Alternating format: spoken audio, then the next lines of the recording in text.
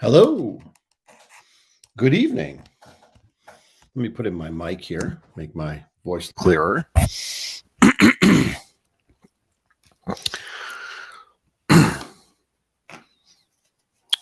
Hello, everyone in the chat. Clearing my throat, excuse me. But I want to thank you all for joining me on this rather cool for August Saturday evening. I think I have an interesting yarn to spin tonight. But before I do that, I just would like to say hello to everyone that is currently here. So, Todd Father and crew, thank you so much for joining.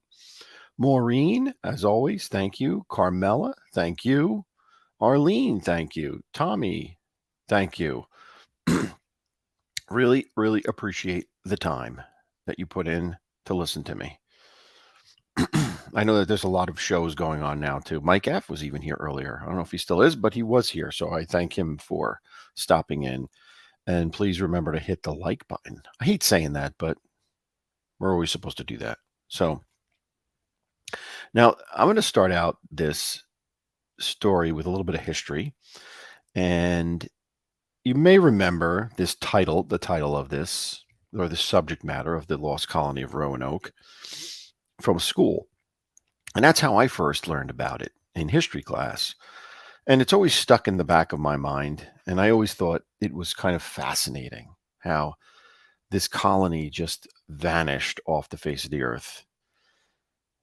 Things like that always get me, mysteries, anything that could possibly be unexplained or still is unexplained after 400 years really, really fascinates me. Now, that song that I just started out by playing, you may recognize that song. I'm sure you have. If you don't know the name, you at least recognize the melody of it. And that's Green Sleeves. And that song is very relevant to my story. That's why I played it. And as I go through the whole tale of the lost colony, there's also, of course, there's a ghostly tale at the end of this. So stay tuned for that, because what good is any type of mystery if there's no ghost tale at the end of it? So I'm gonna share that with you. But let's start off by just talking about the subject at hand. So the lost colony of Roanoke. Let's set up the background to this. So we're all familiar with how Columbus discovered America, discovered the continents, the American continents, or the islands onto the continents in 1492, which put Spain ahead of everybody else, right? Spain was ahead of all the other European countries. And England was one that was really late coming to this. England wanted to get in on this, but Spain was the main player here. Portugal was involved also. The Dutch were involved. You had a bunch of different European countries, but Spain was the biggest powerhouse. They had this. Their voyage had discovered it, and they have been colonizing. And England wanted to get involved in this, so it took them a long time, right? 1492 is when it's first discovered. It's not until 1609 when they successfully established Jamestown in Virginia. Hi, Just Chillin'. Thanks for joining. Now, but this tale is about something that happened before Jamestown. The colony of Roanoke was the first attempt by England to settle a colony, establish a colony on the east coast of North America. And it was in a place called Roanoke, which is an island off the coast of North Carolina. And it was the year 1787. I'm sorry, 1587. What am I saying? 1587 when they established this. Now, this was actually their third attempt The lost colony itself and the story about this was England's third attempt to establish the colony here. The first one was in 1584, 85. That was It failed. There was just a bunch of men, failed miserably. They packed up and went back to England. In 1585 or 86, there were a bunch of men that established something on the island of Roanoke and were driven off by Native American Indians and killed off, and just a few escaped. So that was a complete failure. So it's 1587 when John White, remember that name, John White, leads a group of, I guess for lack of a better word,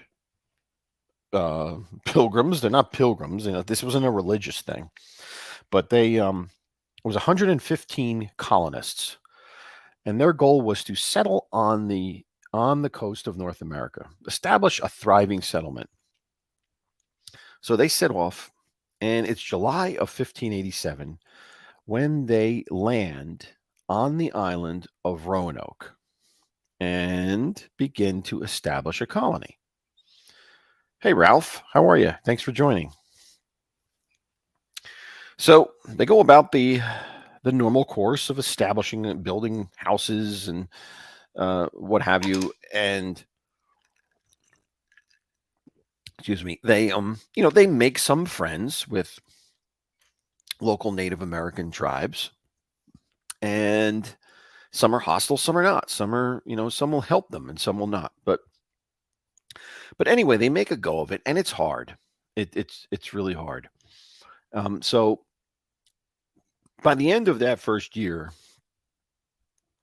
um, it, it's evident that the colony's struggling and they need more supplies. They need more people if they're going to survive. So John White, who's the leader of this group, decides to sail back to England and to get more supplies, come back with more supplies, come back with more colonists. Let's expand this. Let's make this successful.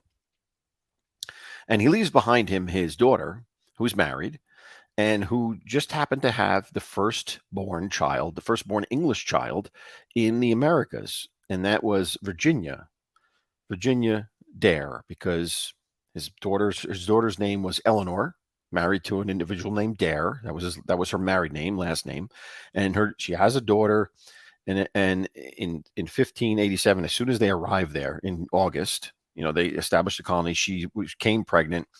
She made the voyage pregnant. She gave birth in August of 1587. So this is the first child born. So he leaves them there, leaves his daughter, his son-in-law, and his granddaughter, goes back to England. And now here is where things get wacky, because at this time, if you remember this time in history, there was a great war between England and Spain. And the Spanish Armada would be a perfect buzzword that you might know. Hi, Stephen. Thank you for joining. Appreciate it. So the Spain and England are at war.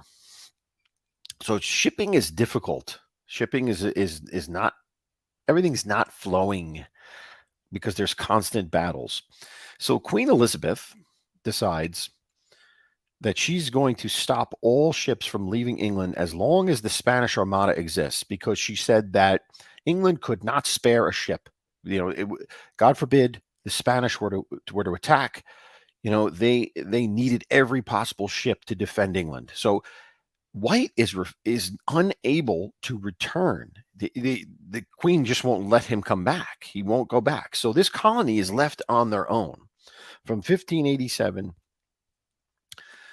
He doesn't get to come back until after the Spanish Armada is defeated in 1590. That's when he makes his return voyage.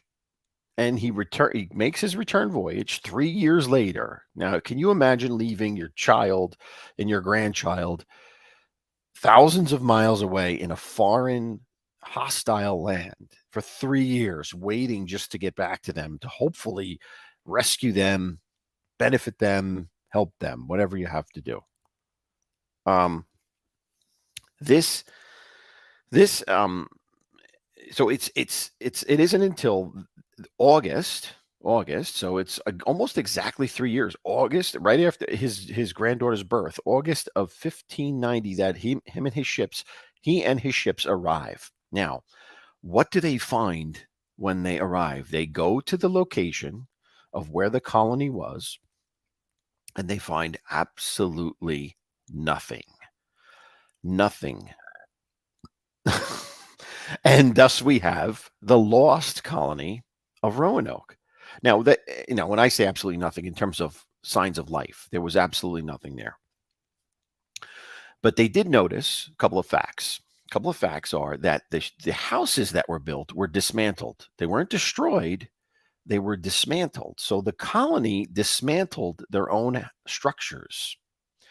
They also found that ramparts were built around the colony, which were not there when John White left. So they fortified the colony for some reason. Hostiles, the Spanish, who knows, you know, but they had fortified it. Um, and but there's no signs of any type of struggle or any type of violence or any type of destruction.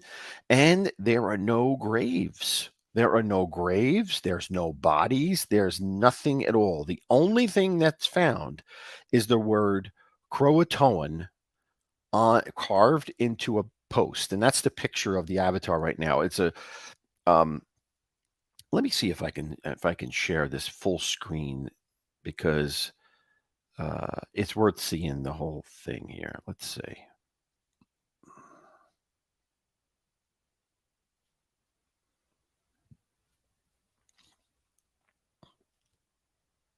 That's bigger, right? So they find that word Croatoan carved into a tree.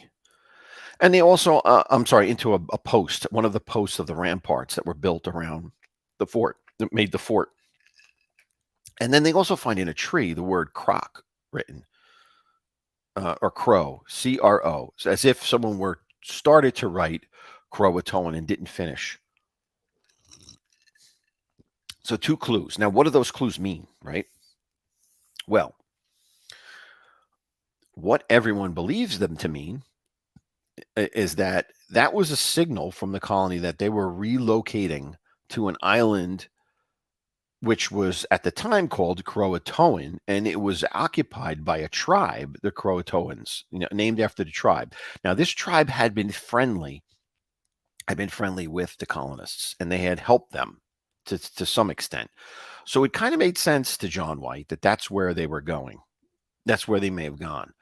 Now, why they went, he doesn't know. All he knows is that they're not there. There's no signs of struggle or destruction or death or anything like that. They must have gone to Croatoan, to those Indians, for help.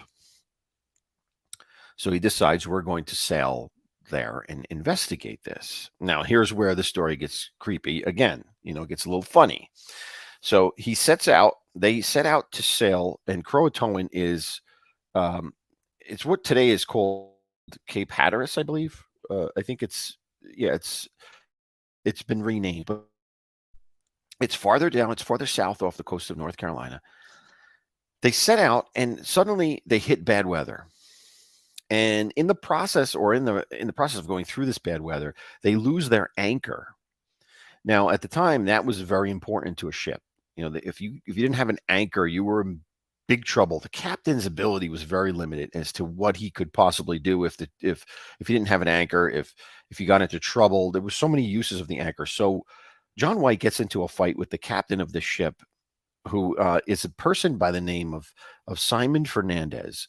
Now, and well, I'll talk a little bit more about Simon Fernandez, because he is who I suspect is something of a nefarious character in this whole story, and should be looked at a little bit more than he has been throughout history as to what went on here. But anyway, he gets to the fight, and what I mean by that is an argument. He wants to go forward, and Fernandez refuses. Fernandez says, "No, we're going back to England." So the ships go back to England and never get to Croatoan to find out what happened. Now, um, let me remove this. So So what happens then?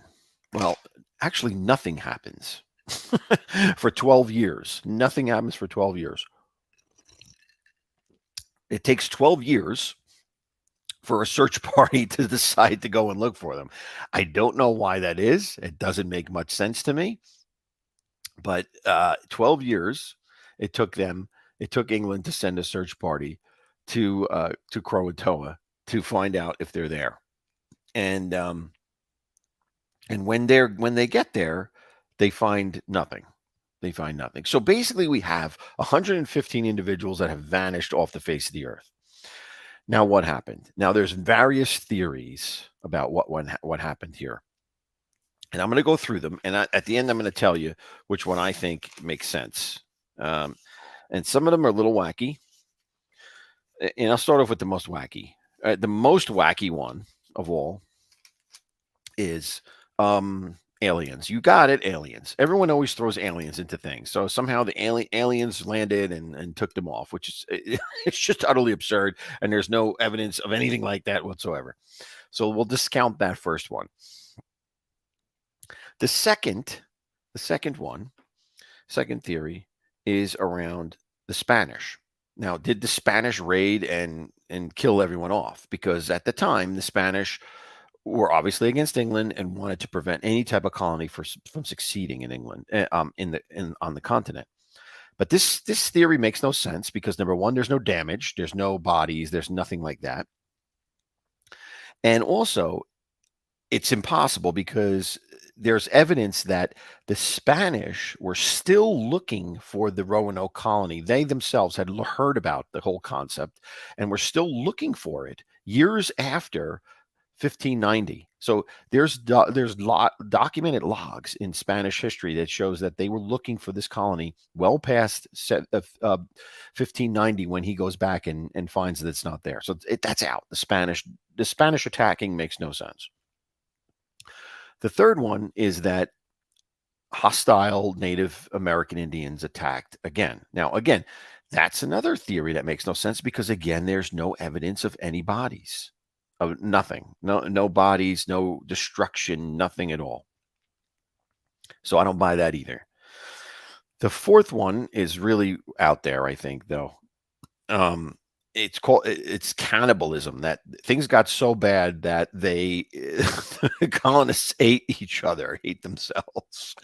But that doesn't make any sense to me either, because if that did happen, why would there be no bones? There would definitely be something left. There would definitely be some bones left. So we're going to throw that out. We're throwing that out, right? I'm not buying that. And now this is the fifth theory.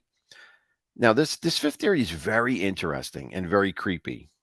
But here, and I'll tell you it first, and then I'll tell you my take on this. Now, the theory is that there's something supernatural or magical around the word Croatoan, and that somehow that word is, I don't know. It's like opens a portal where people disappear from the earth. And here's the evidence behind this. And I'm sorry for laughing because it's absurd, but here it is. There are several incidences in American history which have been associated with the word Croatoan and disappearances. Now, the first one is alleged to be when Edgar Allan Poe himself, one of his last words was Croatoan. Now, this is a complete falsehood. I've researched this. That was not his. There's no documentation of this ever being his last word. Okay, so that's number one. That's false. The next instance is in 1888 that there was a stage robber by the name of Black Bart who was arrested and in jail in the Old West and wrote in his cell the word Croatoan on the wall, scratched it into the wall of his cell, and then disappeared right after that. Now, this I also researched, and again, there's no written documentation of any legitimate source that shows that this ever happened. Black Bart did disappear, but he disappeared after being released from prison. He didn't vanish in his cell, and there's no documentation of the word being written anywhere. So that takes us to 1921. 1921. Now, supposedly there was a ship by the name of the Deering, the Carol Deering. Now, and this is a famous ship. It's a ghost ship because it showed up in port without any people on it, and it showed off on the Cape Hatteras, the Cape Town, which is right near Roanoke. It's Croatoan, right? It's really what Croatoan is. Now, this ghost ship shows up there in 1821. The crew has vanished. Nobody knows what happened to the crew. So that's another mystery in and of itself. But somewhere along the line, somebody wrote or claimed that in the ship's log, the last word written was Croatoan. I researched this, and this is also false. There's nothing anywhere to be found on that at all. Nothing. No documentation, no picture, nothing of the logbook that says that word. Hello. Let me say hello to some folks that were here that just came in. Gina, Mike Mormile, Emmanuel Spataro. Good. Thank you for coming in, guys. Appreciate it. All right. So then that takes us to 1937. I'm sorry. No, I missed one. 1913. Now there was a horror and supernatural writer by the name of Ambrose Bierce. Now Ambrose Bierce disappeared in Mexico in the year 1913, and it's said that he wrote on his bedpost before he vanished the word Croatoan. Now, this is true. And this, to me, kind of explains where this all came from, this theory, because he was a writer, and he actually wrote a short story where he actually, in his short story, makes up the whole Croatoan being the word that Edgar Allan Poe says as his last words. So that's the origin of this theory. It's all based out of this horror writer's short story, and it was brought in from there, and it was tacked on to all these other different historical events. So that's true, he did, and I believe that he did write that because listen, it was in his book and it was in his short story, so of course he did that, and then the last one was 1937. Supposedly Amelia Earhart, we all know she disappeared, the Bermuda Triangle. Supposedly she wrote that in her log. I researched that as well. I could not find it anywhere. So we're throwing out the supernatural word portal to another planet or another dimension nonsense out the window. No evidence of it. Okay, so that theory's gone, right? So the final theory is that the colonists did go to Croatoan. Oh, I'm sorry, it's not the final theory. There's two final theories, and both of these are kind of credible, right? And I'll tell you which one I believe happened. But the first one is that they actually did go to Croatoan, and they assimilated into the Native American Indians there. Basically, became members of the tribe, interbreeded, and that's what happened to them, right? They began to live a lifestyle of the Native Americans. To me, that this is the most believable. And here's why: because there has been evidence found on Croatoan, on Cape Hatteras in that area, where they found English swords dating back to that like the hilt of an English sword dating back to that time period, as well as English pottery that the natives would not have used. There was this distinct difference in the pottery that we're seeing, and then there's also tales that come from the Jamestown Chronicles, which is all documented, which is in Virginia, that they encountered Indian tribes that were living in two-story stone houses and had blonde hair and blue eye features, which is totally unheard of in the Native American culture, or in their physical appearance. So to me, that's evidence that those white settlers had emerged into that tribe, and were encountered later on, throughout, those traits passed on, and the fact that they had stone houses they lived in means they took that part of the cultural aspect from the English settlers that they merged with. So That's what I think happened to the lost colony. Now, here's where the other story goes, right? The other story goes is that, and it's all based on something called the Dare Stones. Now, Dare meaning Eleanor Dare, and in let me just say hi, hi, iWatch, good to see you. Um, the Eleanor Dare Stones were something that were discovered in 1937. Now, I think the Eleanor and what the Eleanor Dare Stones are supposedly Eleanor Dare, John White's daughter, who had the daughter Virginia Dare, um, wrote these stones, carved into these stones, and left them as clues as to what happened to the colony. And basically, it says that most of the colony was killed in an Indian war, and that they had moved inland, 50 miles inland, and became integrated with a different tribe called the Appalachian tribe, that they had integrated with them, and that's where, and whoever finds these stones should tell John White that's where they are, and it's supposedly this, basically messages in a bottle from her to her father.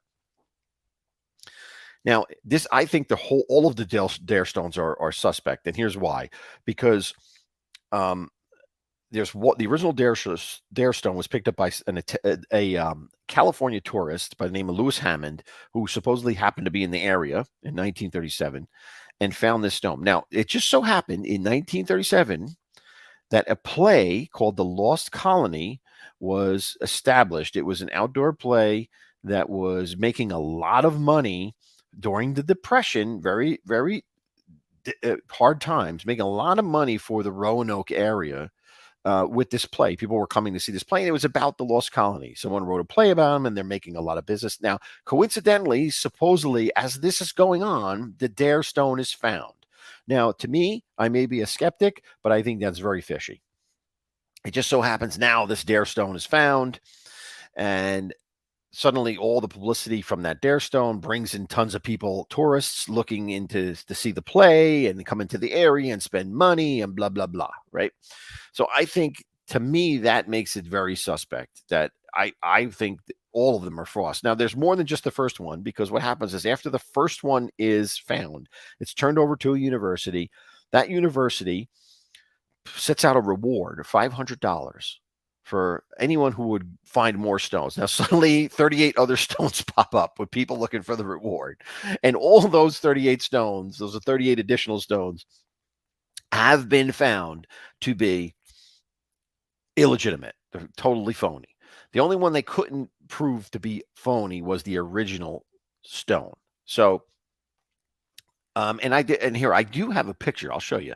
I have a picture of the stone, the original stone, if I can get it up here. Hold on, so you can take a look at it.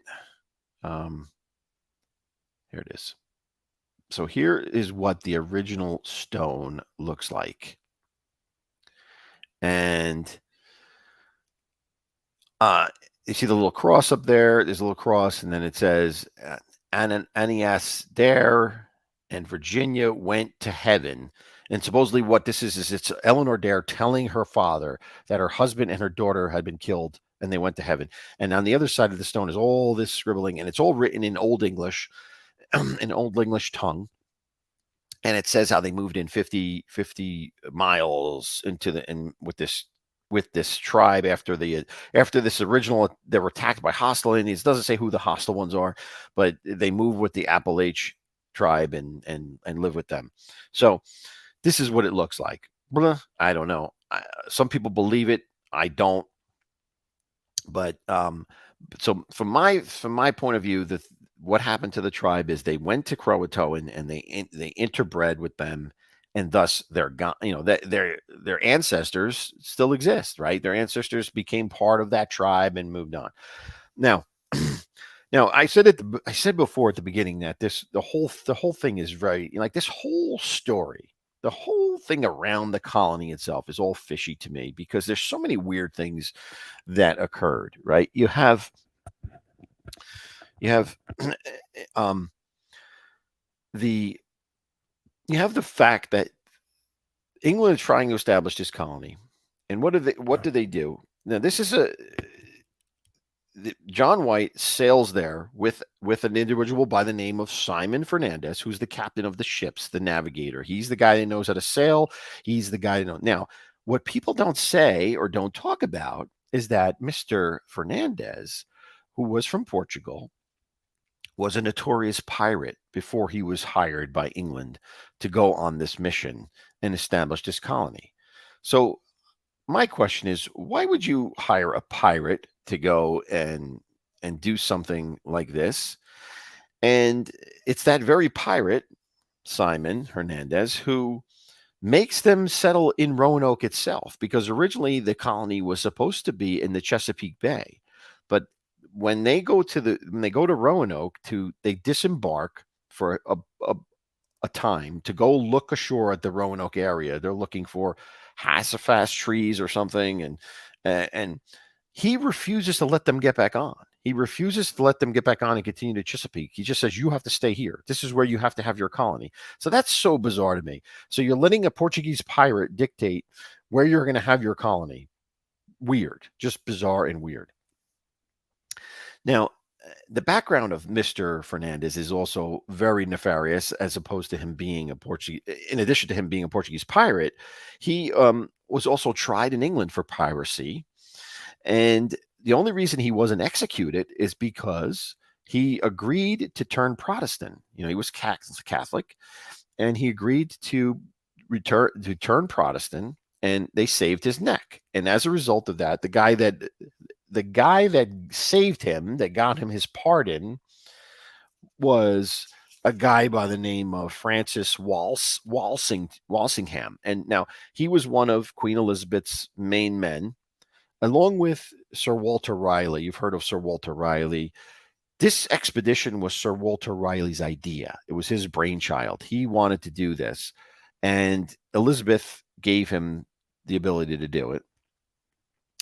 But Walter Raleigh was rivals with Walsingham and Walsingham. So they're rivals. They hate each other. So it's kind of ironic that Walsingham saves this guy, and then he pops up as the captain of the ship for the colony. So I set forth, could this guy have something to do with the sabotage of this colony from the very beginning? Because Walsingham didn't want this to happen. Walsingham didn't want this to happen. Raleigh wanted it to happen, and they're conflicts. They're enemies, and somehow Wallingham's man, his Guy Friday, ends up being the leader of this and screws it up. Says, "You're going to go here. Screw you. I'm going." And then when John White comes back, it's Fernandez again who says, "My anchor's broken. I'm not going forward to Croatoan. We're going back to England." So it's just so fishy to me that something like this would happen the way it happened. So to me, that's really creepy. The fact that this pirate is in the midst of all this, and no one's pointing a finger at him, and no one is even suspecting that he had anything to do with this. So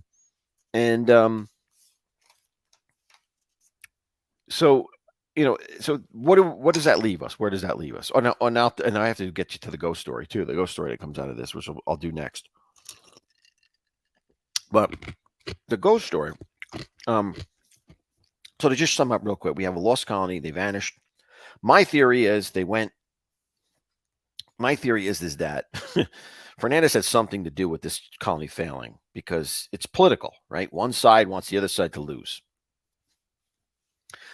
And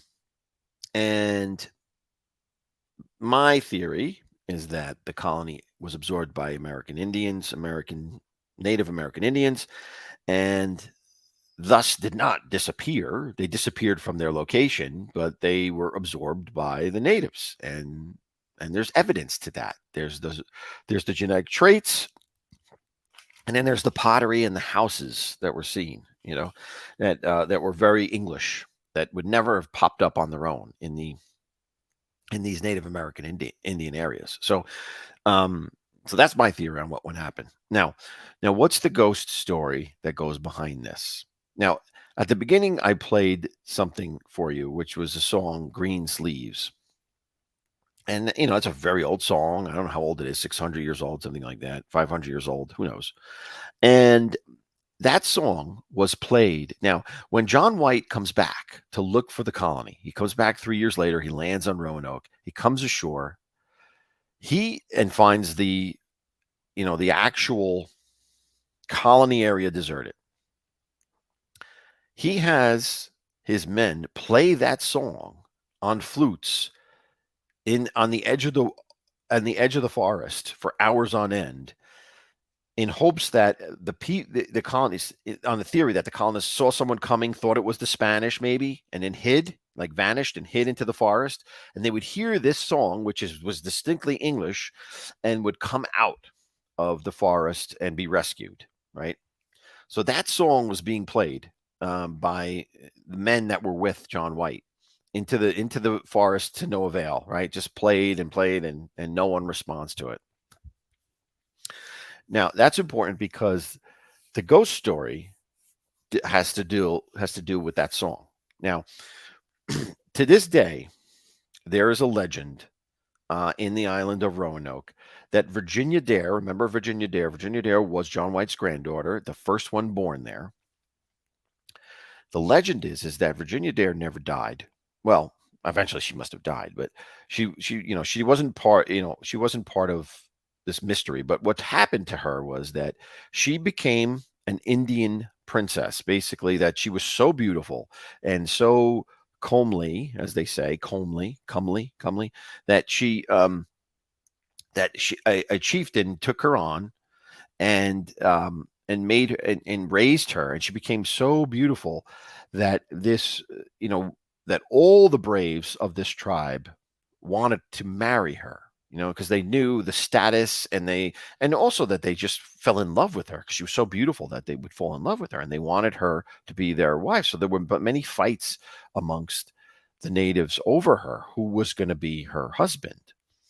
And what happened was, there was a medicine man that was a member of this tribe who was also in love with her, but she loved this one brave who was a great hunter, and very strong and everything, blah blah blah. And the medicine man was very jealous. So the medicine man decided he was going to stop this love affair from happening. And how he was going to do this, he cast a spell on her and changed her into a white deer, a white doe. And a white albino type of doe is very rare, right? Um, so he changed her into a white doe, and and and said that so this would prevent her, right? If he couldn't have her, no one's going to have her, right? So he turned her into a white doe. Now, when this happens, a the brave himself, who was in love with her, gets a visit from a I believe it was an owl, I think it is, or an owl or something like that. An owl or a gull or something. I don't know. But anyway, it's some type of bird that visits him and talks to him and says, "Look, the medicine man turned her into this white doe. The only way you can get her back is if you take a bow and arrow, you take an arrow, you put a seashell as the arrow part, as the head of the arrow, and you shoot it through her heart. Once you do that, you shoot it through the doe's heart. You have to find the doe and shoot this through the doe's heart. Once you do that, she'll turn back into the beautiful girl, and you can be married." So the brave does this. So as this is going on, however, the medicine man gets wind that the warrior figured out how to get to dispel this curse and get his love back. So but he knows that if he could kill the doe before he shoots the doe with the seashell arrow, she'll die, and that'll be the end of it, right? So the tale goes is that the brave finds the doe and is about to shoot her with the arrow, and suddenly, from the opposite side of the lake, the medicine man shoots a regular arrow and kills the doe, and she turns back into Virginia Dare, but is dead. And the brave goes off and never marries and is miserable the rest of his life and all that stuff. Now, the ghost story about from that legend is that Virginia Dare her spirit can still be seen through the woods of Roanoke on certain nights. And sometimes it's in the form of a white deer, a white doe, and sometimes it's in the form of a girl, a beautiful girl wandering the woods looking for her love.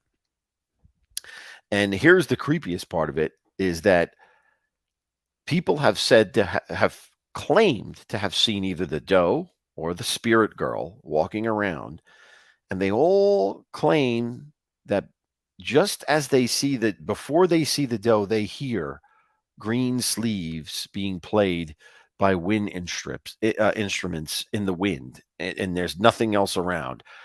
That creeps me out. That creeps me the hell out. If that actually happened, that would creep me the hell out. But that's the story. Um, you're in the woods and you suddenly hear green sleeves being played, and then you see either a doe, you see a doe, or you see um, the a ghost girl walking around. That's just, I don't know. Could you imagine? Imagine that. Imagine hearing this being played in on the wind without anything around in the dark night, and then you suddenly see one of these spiritual creatures. That would creep me out.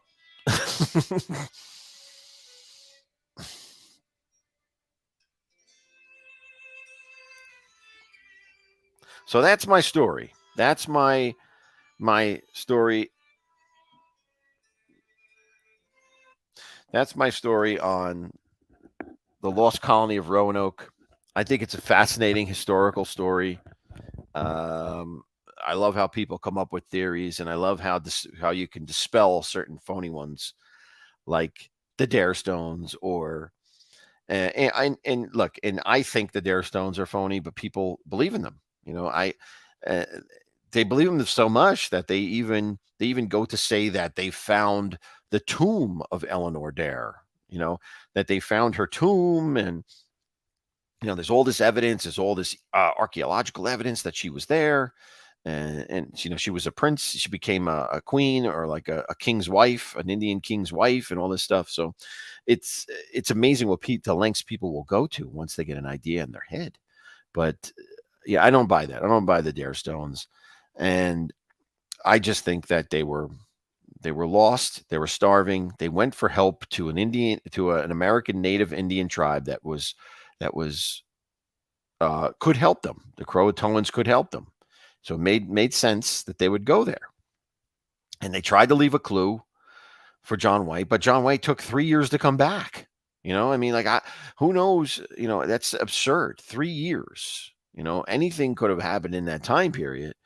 But by that time period, they're fully assimilated into the Indian tribe, in the native tribe. They're living that way. And then there's the archaeological evidence on Croatoan or Cape Hatteras that tells us that there were English stuff there that dated back to that time period. And there's no documented English colony there. So it must have been. Now, you could say, well, the Indians traded. Okay, maybe they did, but I doubt they traded for sword hilts. I don't think they would give swords to them. I mean, they needed those swords. So the sword hilts and, pottery is possible, but I do think in the grand scheme of things, the evidence points to that they were starving, they were desperate, and they went to help where they need it because their country left them, abandoned them. Queen Elizabeth decided, no, you can't leave, no ships can leave, and too bad. They let them make it on their own, so to speak, and they did the best they could. So that's my story. And I think the ghost story is awesome, actually. I would love to go and try to experience that. Hearing ghostly tunes in the wind and possibly seeing a ghostly deer running around. That would be pretty awesome. So that's my story, guys, and I hope you enjoyed it. Those that you hung out the whole time, I thank you for that. I hope it was worth your time. It's kind of interesting, if you ask me. If you like history, if you like mysteries, this is the stuff that I like. In addition to wine, so that's why I do it. I hope you do too. Gina, thank you for the compliment. I really appreciate it. Um, and if anyone has any other theories, you could always share them. Or if you disagree with me, that's your right too. Please disagree with me. But to me, that's where I think it makes the most sense. And and the other thing I wanted to say is that when I was a kid, I remember the story being that when they got to the colony, like there was food on the tables, and that there was in other words, like the vanishing was so instant that there was food and coffee on the table, or like tea on the tables, warm tea and warm food. That's a complete falsehood. That is a complete falsehood, because it was 3 years. It was 3 years before anyone got back there. But I do remember that. But anyway, thank you so much, guys. I hope you have a wonderful Saturday night. I'm sorry, Friday night, and a wonderful weekend. And if you can, please try to tune into the Godfather show. I know I'm time for a shameless plug, but please tune into our Godfather show on Sunday at 2 p.m. It's going to be a good one. We're going to talk about Tom Hagen's visit to Mr. Waltz in California, the Hollywood producer. It's an interesting part, and I think you'll like it. So please do that. Please. Hey, Nick M. Yeah, please do watch the replay. Why not? When you have some time, watch it. I think it's worth listening to. It's good. This is a good story. A lot of different things to consider, and make your own conclusions. Right? Decide what you think. What happened to the lost colony? Because I don't think it'll ever be proven distinctly one way or the other. Uh, you know, I just think it's the evidence points a certain direction. So check it out and tell me what you think. All right, guys, have a great evening. Thank you so much. Remember, please like on your way out, and build the guild, right? Build the guild. And as always, I want to say thank you for watching, and have a very blessed day. Good night, everyone.